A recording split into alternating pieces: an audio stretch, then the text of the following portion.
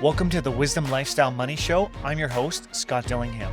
The goal of the show is to show you how you can grow personally, financially, have a larger net worth, and leverage your largest asset to help you develop the person you want to be.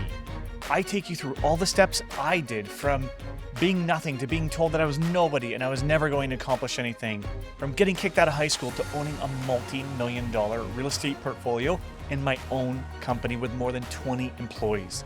You'll meet our partners, you'll meet our friends, and you'll quickly discover how you can improve your life. So listen in and enjoy the show.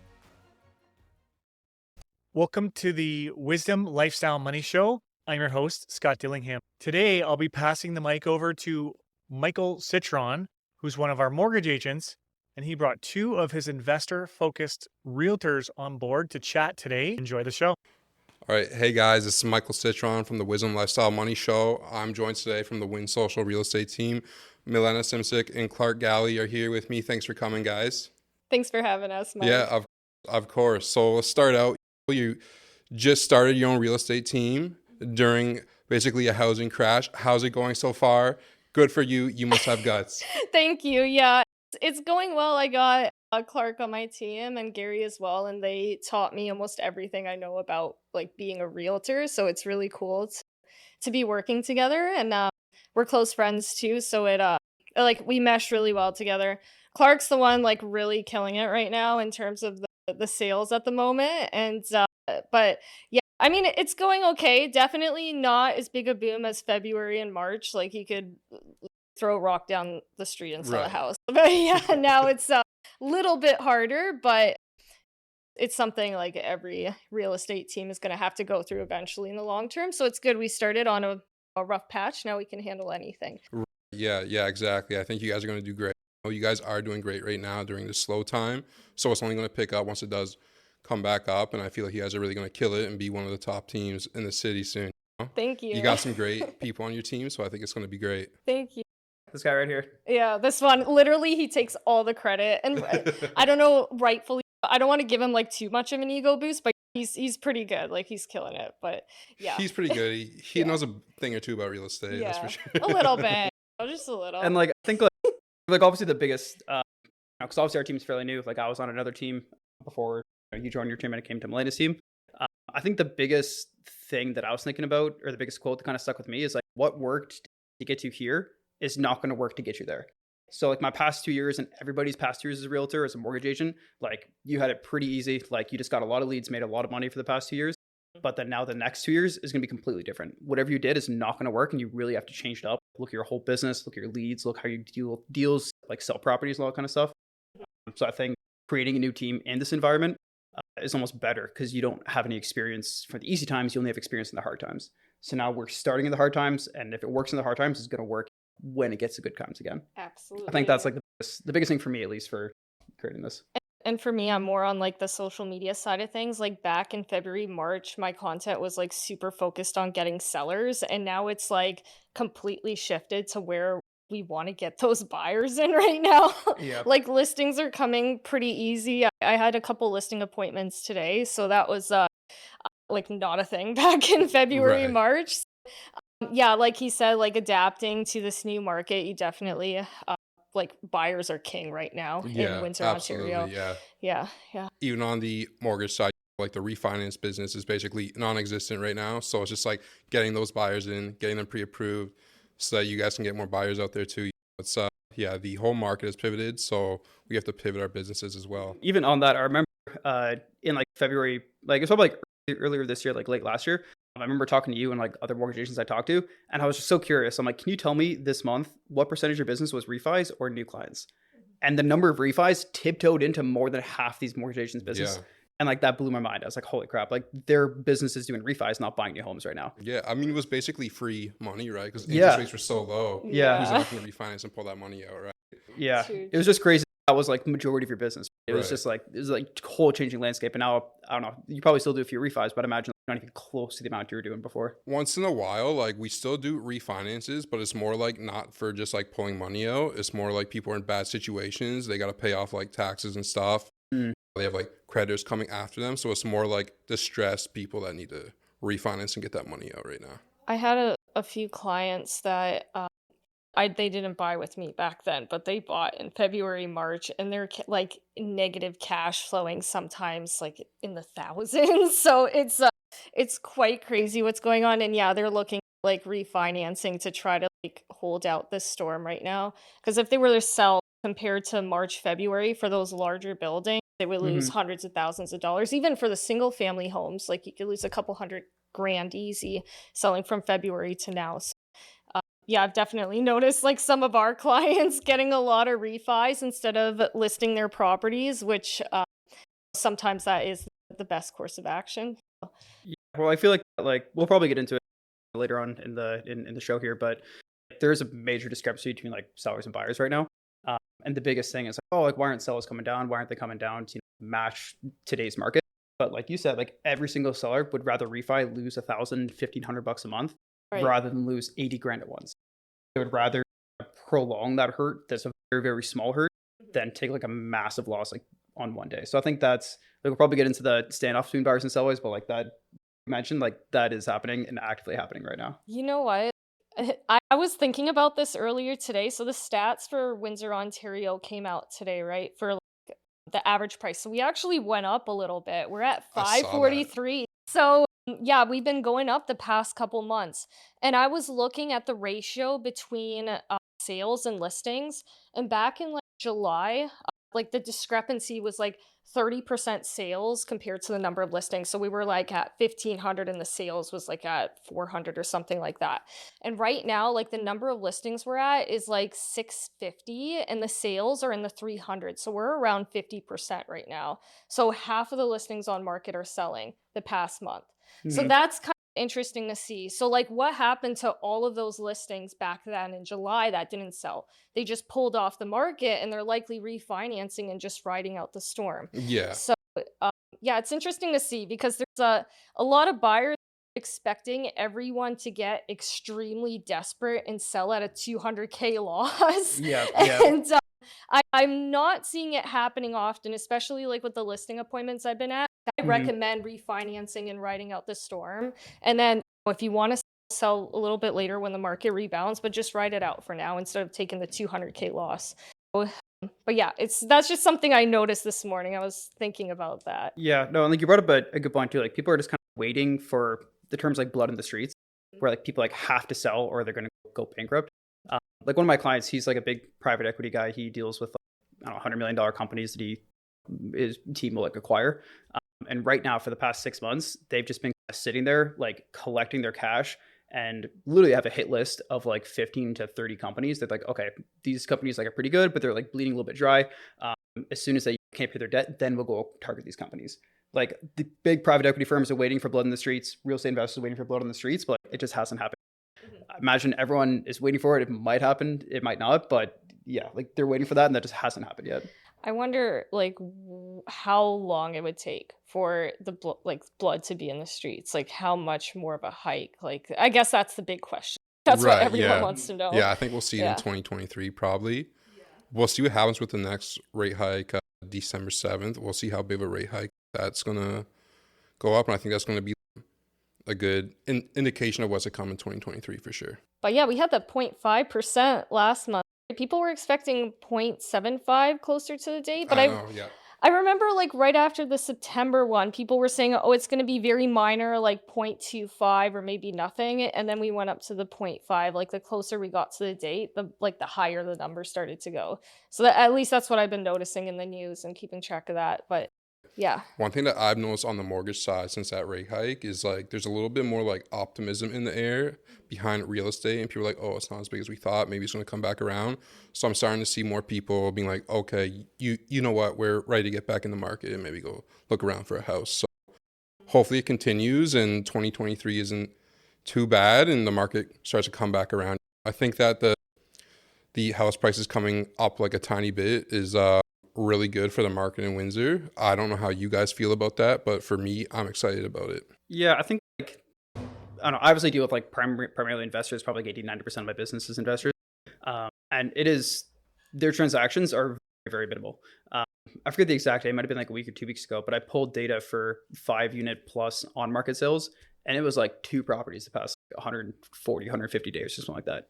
And the duplexes for the past 90 days, it was like, I don't know, like 6 or 7 sales. Like it was like Yeah. compared to like 30, 60 sales, like it was like probably 20% of what it was like earlier this year when you pull that same kind of data set, the same time frame. Yeah.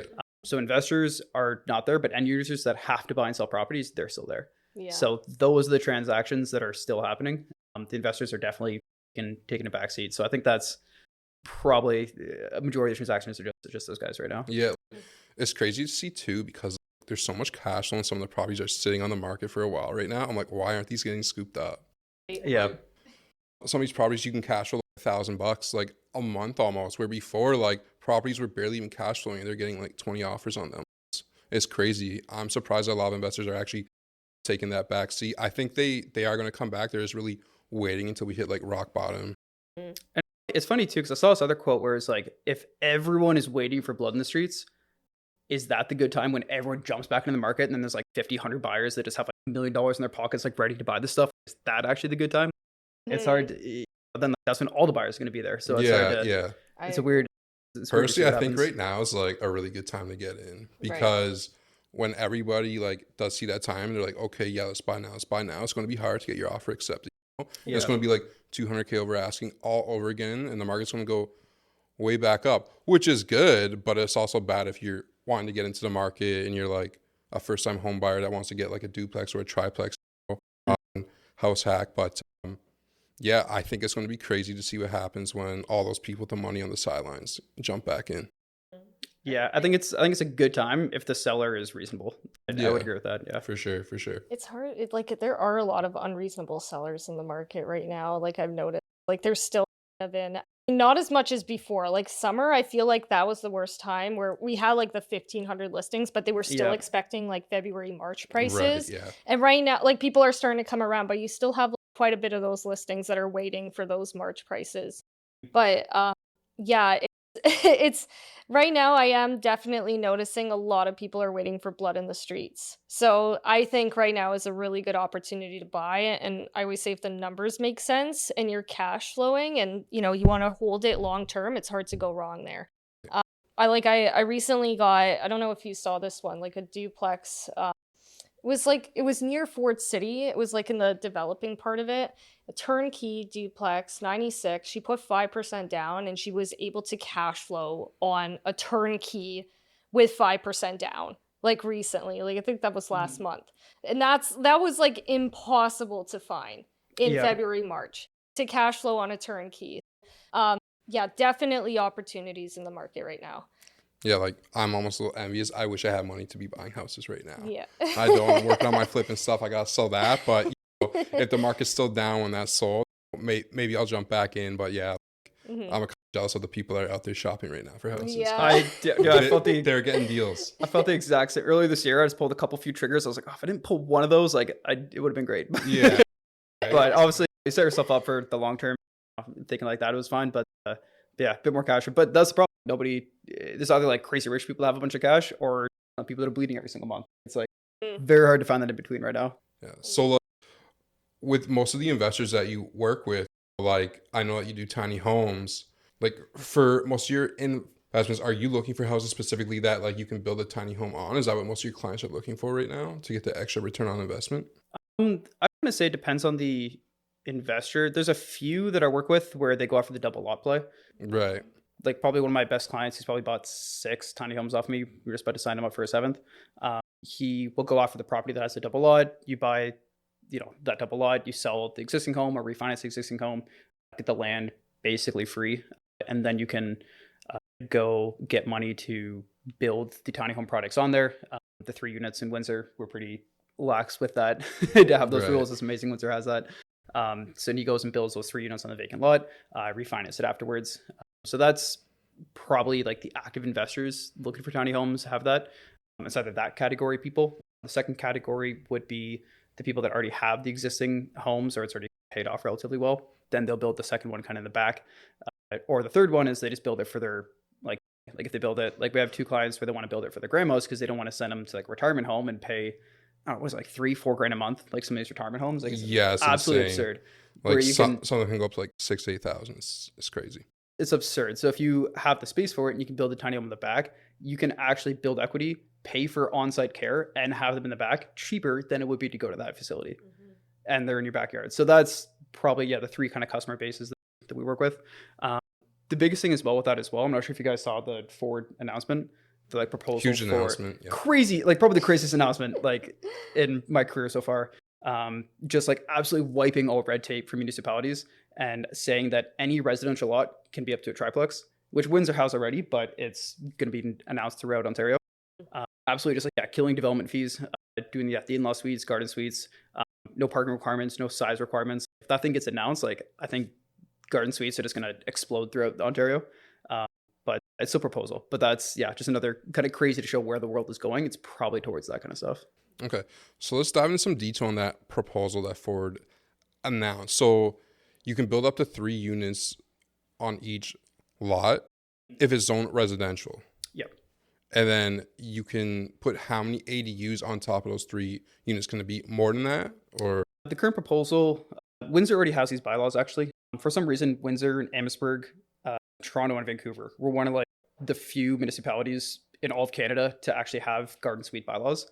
I don't know why Windsor, not Amherstburg, made the cut, but they were. That's so weird because we have a really small population compared I know. to It's everywhere else. It's like the most progressive policy for no reason. But like they, Windsor had the bylaws where you could have the single family home, in-law suite in the basement, and then an in-law suite in the back.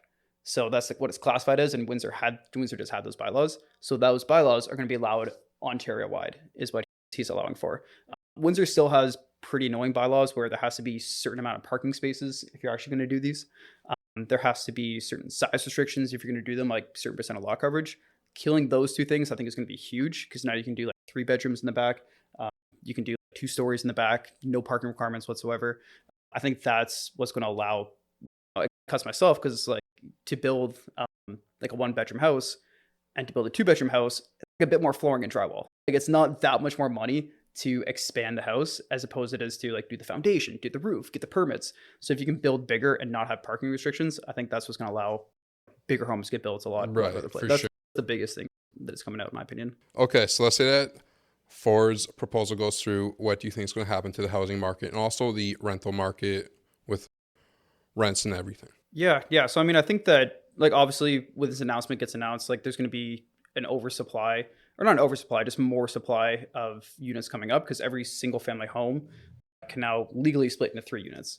So let's say a subdivision, 50 homes, that could hypothetically go to like 150. I don't think that's going to happen, but just that's what could happen. So obviously more supply, there's more options that renters get to choose from. And when they have more options, you got to decrease the prices to actually get yours chosen. Right. That's what I would think would probably happen. I think, more supply, lower rents, which would be ideal. But then Ontario has the super strict rent laws. And like you said before, there's like 100 other factors that'll go into play here. So with stricter rent laws, rents typically tend to go up because there's more risk for investors. And then we do have a lot of immigrants coming into Ontario specifically. And if we're talking about just Windsor, Ontario, we have thousands of people coming here for jobs because of development. We have the bridge here. We have the Stellantis plant. That's at least a couple thousand jobs there. Right. A mega hospital. It's like, again, 100 other factors, and it depends like how fast people can build and all of that. But hopefully there's more supply because we definitely do need more supply. It's getting crazy in Windsor. Yeah, but the other quick factor, actually, I just found this out. Property manager called me up and told me about it. Was I don't want to misquote it, but it was basically when you have new build apartments, anything I think it's 2018 or 2019 or newer, they're not subject to the same rent controls that all the other properties are. You're right, yeah. So anytime it's a new build tiny home, that actually goes under the new build construction, as opposed to the single family home getting converted. It's actually a different bylaw. Wait, I thought the basement ADUs as well, if you add on a new unit, they're not subject to that as well. I'm like 95%. I don't know about that. I do know it's new development or new construction because she called me up and said, hey, those tiny homes specifically account for that. The in-law suite, I'm not 100% sure about in the basement. I searched it up a few months ago. Like I was building that one and I was doing the annoying parking space for that. That was, inconvenient. But so I searched it up, and from what I remember, there is no rent control on basement units as well. So But anyways, like the point of it is like no rent control, lower rents. Uh, if there's less strict laws on new supply here, then I mean it would be beneficial for tenants for the rents to go a little bit lower. And Yeah. also like it's a win-win like for investors as well. You don't have, as much strict regulation there, and then the Right. tenants get more supply, better quality housing. Yeah, I know that's a controversial topic, but I mean, it just look at California. So it's just shown time and time again. The stricter the rent controls are, the worse quality for tenants. It's it's interesting to see. That is interesting. So, like, let's say I have a home that's built in like the 1950s. I convert the basement into an in-law suite. Legal. Didn't rent it out till after 2018. It's not under those rent control guidelines. I can raise the rent as much as I want. I have or- to double check it, but I'm like 90% sure it's not. I was building that like a few months back and read that, so it shouldn't be subject to rent control if you're adding on a new unit to an existing. Interesting. Yeah. So it's a good project to go into. I think that was like one of the reasons I chose to do the basement. But I ended up converting that to an Airbnb because that's another interesting thing in Windsor. But yeah, sorry to change. No. Let's actually talk about Airbnb for a minute. So Airbnb, I'm hearing, is kind of, it's like almost like really saturated right now. So I'm seeing a lot of hosts are having trouble with vacancies and everything right now. They're not getting any bookings because everybody went out and got an Airbnb like the last 5-8 years. At least the stats I was looking at, Windsor has the highest occupancy rate in all of Ontario at the moment at 67% for Airbnbs. There's a lot of people coming here for employment, so there are a lot of people looking to work here and cross Right. borders. Windsor Airbnb is actually getting more popular, but there was a bylaw that passed in August where they don't allow Airbnb except in your own personal residence. So the one I'm doing is in my personal residence. So that is going to decrease supply even more for Airbnb. So it's a good thing to go into if it's in your personal residence, but it's risky if it's not and you're renting it out as an investment property. Right. The city doesn't have how do you say enforcement for it. Yeah. The laws They need to there. figure that out because Yeah, there's still a lot of exactly. people that definitely do it that way. Right, yeah. Yeah. So I think occupancy will go higher with like the more and more people coming into Windsor the next couple years for short-term work, For and sure. the supply going lower. So, Yeah. yeah, I'm pretty yeah. sure they just cut the market in like half, if not more. Yeah. That's Yeah. pretty crazy. That's pretty crazy. I know there's like a lot of people that have gone out and like put a lot of money and effort into Airbnbs, and now it's just like they're coming and being like, nope, sorry, you can't do this anymore. Right, exactly. That sucks. I think there's like I didn't read too much into it or I can't remember, but there's like a 30-day rule or something. I'm sure there's some sort of loophole where you can still do a short-term rental, but it can't be under 30 days. Like it has to Okay. be multiple. Yeah. I don't want to name names, but I know someone's like really in the city, really trying hard to figure the loopholes out for that. Yeah, I don't want to name any names. But yeah, it's definitely happening. Yeah.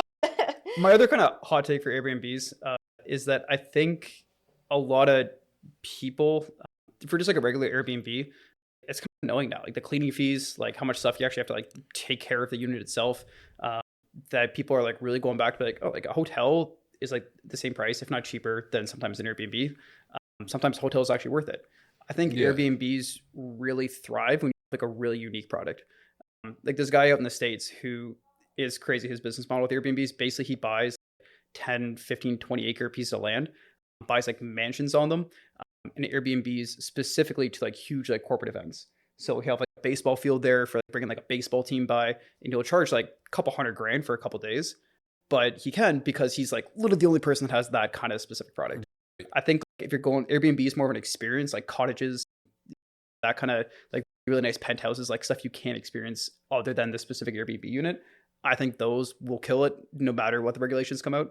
But yeah, the average kind of stuff, I think they have competition. Another interesting form of, and like I recently found this out after doing like a few video and photo shoots, is that there's a demand in Windsor for like photo shoot locations, and people will rent out spaces I forget what this platform's called, but they'll rent it out like Airbnb, but for 3 to 4 hours, and they can charge like $1,000 for those 3 to 4 hours in a nice location. Whereas if you were to rent that same place out on Airbnb, it would go like 500 a night or something like that. So Right. you imagine getting like multiple photo shoots in a day, and you Mhm. make your whole like Yeah. 2 weeks of Yeah. Airbnb. Yeah. Yeah, I think that just goes to, like, uniqueness. Like, you have to, like, really stand out or have a unique Yeah. product. Then you're just gonna stand the, like, test of time. Yeah, I've been seeing that. Yeah, because hotels have been kind of fighting back with Airbnb too. They're like, hey, like we have to compete with these people do staying in like more unique places, so let's make our hotels unique and people want to stay here. Plus, the Airbnb fee sometimes that host charge is like crazy. $200 cleaning fee. I have to clean up, and then you're charging me a $200 fee. It's kind of like, man. That So goes in the pocket of the investor too. The Airbnb host only pays the 3% per the whole thing, but they keep the cleaning fees not included in it. So right, it could be pretty lucrative. yeah, But yeah, you're right. It can be inconvenient to guests sometimes. yeah. Like me and some family, we stayed in an Airbnb in Blue Mountain like 6 years ago. We scrubbed that place down for like 3 or 4 hours Oh my before gosh. we left.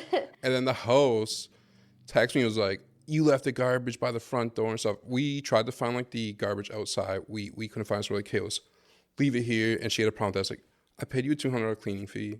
I'm sorry I couldn't find the garbage. Just take it to the garbage. Yeah. I paid $200 for this pretty much. Oh my gosh, that's horrible. Yeah, and I think people are just starting to catch on to that. Be like, Yeah, it's like, this is annoying. Like, why are we doing that? But Yeah. I do think that that's where Airbnb is going to thrive, though, is with the uniqueness and also the experiences that they can like package with those too, because they're into that whole experience side of things too, which is cool.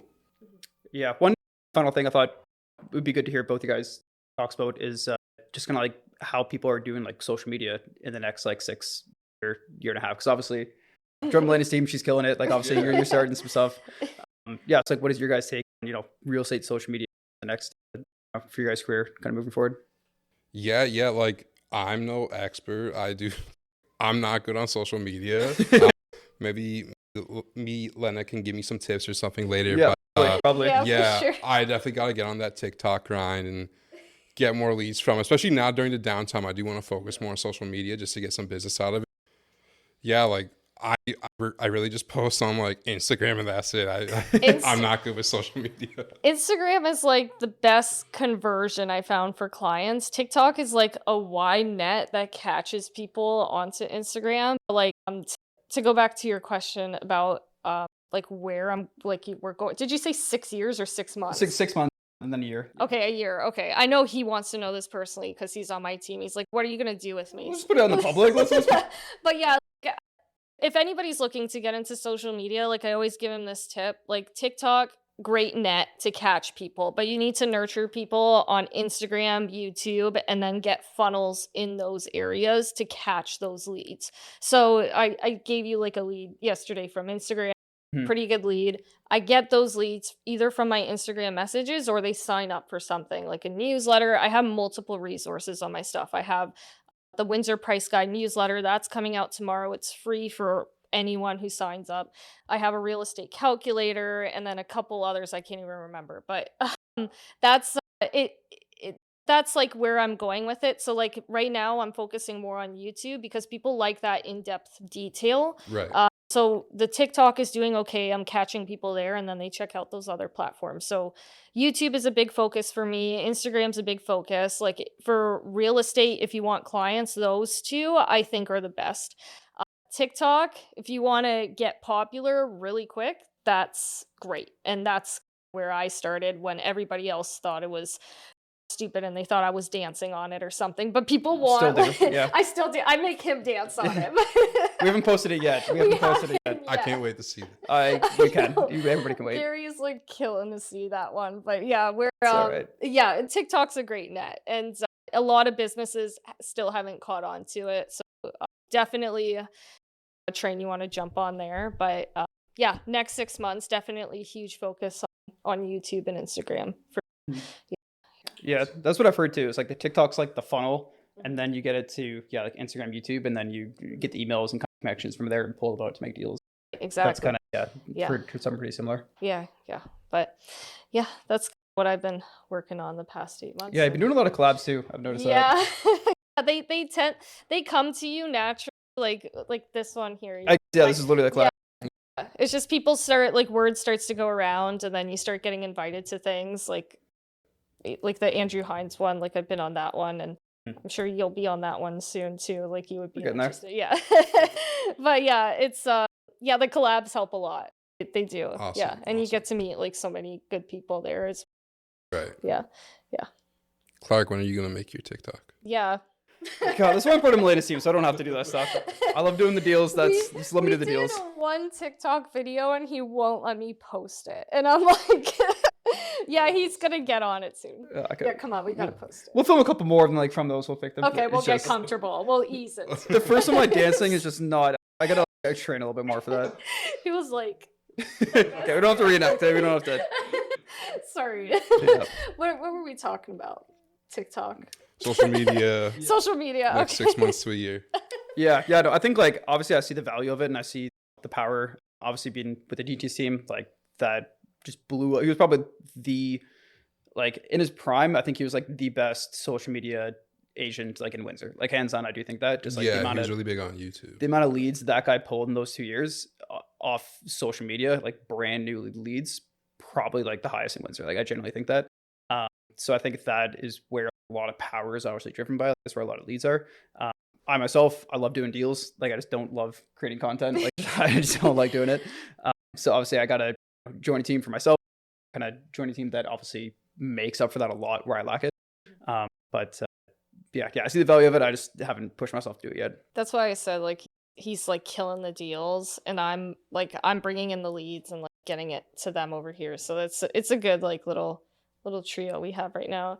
I know Gary, he's working on a listing right now, and the listing was my #1 TikTok fan. She follows absolutely everything I do. Like she would go on every single one of my lives, and she would like not even talk to Gary. Like she has to talk. Yeah. She's like, "Where's Milena?" Yeah. No, it's yeah, it's good to get into social media. Like that's where everything's heading. People are Right. still like stuck on billboards and bus benches. You're not like you cannot get leads from that. I'm and it's- so curious because I see them all over. Are those billboards actually getting any call-ins? no. I don't think so. No. Yeah. I think Yeah, it's And it costs so much money. I think it's good brand awareness. yeah. If you see that, like Goran Todorovic, like everyone just knows who he is in the city. After seeing his face like 55, I don't know if I can swear, but like after like seeing it like 55 times in the city, like you just naturally just know who he is and know who his name is. Like I Yeah. think that's powerful. Everybody knows who he is. Yeah. But getting a couple of billboards here and there, I don't think that. What he does, I do think there's some respect to that, but elsewise, Right. I don't see it. So like in other words, like it works if you go big. If you're just doing like 1 or 2, like probably not gonna work. Yeah. But if you can really have your face everywhere, it's just gonna get in your head over time. Go on. Yeah. I'm pretty sure my mom doesn't care about real estate at all and probably knows who she is or knows who he is. Like it's just that power. With social media, there's like a rule. If they see your face, I think it's 7 times or something, they'll remember you when they think of real estate. So like Instagram stories, super good for that. People are always stuck on their phones all the time. So for the older audience, I'm on Facebook as well. So everything from my Instagram goes on my Facebook stories. So they're constantly looking at me. And like I've had people that are connected with my Instagram and Facebook be like, "Hey, I'm selling a home. I thought of you immediately," because they would just naturally go on my stories and see I'm doing real estate related stuff. So every single day they're seeing my stories. So it's, yeah, you're right. Like the billboards and the bus benches, those create brand awareness. If he gets in your head 7 times, you're going to think of him as a real estate agent. But the thing is, people are like this now all the time. They're not looking at the billboards, maybe when they're driving. But then once we get the Teslas that are self-driving, they're going to be like this. Right. So it's, yeah, I think it's heading in that direction. But right now, yeah, great for brand awareness. Yeah. Plus he has the money for it, right? He can pay for it and toss it up there. Whereas if you're starting out or like yourself, Instagram pumping is content out free. for free, Yeah, exactly. you can still hit that 7 by doing Right, that. exactly. I don't got the money like 30K billboards yet, but yeah. Yeah, you do it for Tesla, but not that. Yeah, I got the money for the Tesla, not the billboard. But yeah. Awesome. Cool. We can do a shout out. You want to give a shout out to the team? Oh yeah, I forgot we had a team. Yeah. So could I do it to the camera? Yeah, sure. Okay.